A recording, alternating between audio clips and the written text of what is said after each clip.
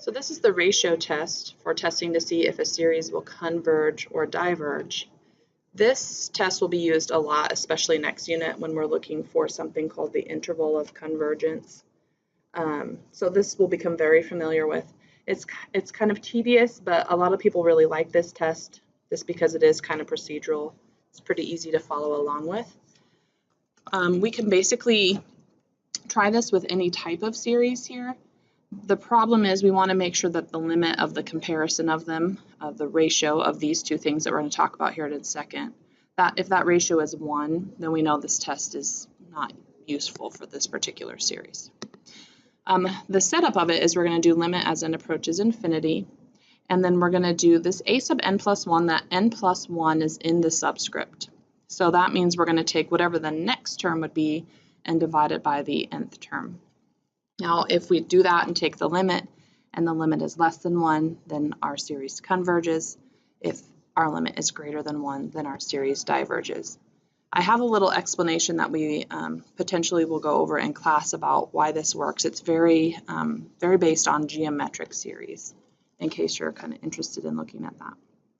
So for this example, limit as n approaches infinity, and what we're going to do for this a sub n plus 1, it didn't like that, is, sorry about that, is we're going to just plug wherever we see an n plus, or an n, we're going to plug in an n plus 1. Sorry, I scroll back down. Okay, and it is absolute valued here, which in this case isn't going to really make a difference, but it's always good to start off that way so that you know you have them and you set it up properly. Okay, so this is going to be, instead of n squared, it's going to be n plus 1 squared. And this is going to become 2 to the n plus 1. So that's a sub n plus 1. And then a sub n is just that thing that they gave us. And we're going to go ahead and flip and multiply that. Now, some people jump straight to doing the flipping and the multiplying, which is fine. I'm also going to drop the absolute value bars at this point because everything in there is positive.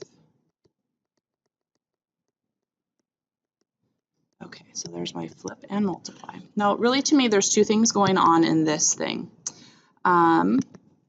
With these two, I can really simplify because this is really 2 to the n times 2 to the 1. And what's going to happen then is that 2 to the n and that 2 to the n will cancel. I'll still have this 2 to the 1 left over. The other thing that I have to think about, I'm just going to have a little side conversation over here, is what the limit as n approaches infinity of n plus 1 squared over n squared would be. Now I'm going to claim right now that that's 1 because these are both quadratics. The ratio of the coefficients is 1. But for some people it makes more sense if they see it written out, n squared plus 2n plus 1 over n squared. So that's, if we're thinking top heavy, bottom heavy equal, this is equal, and the ratio of the two coefficients is 1.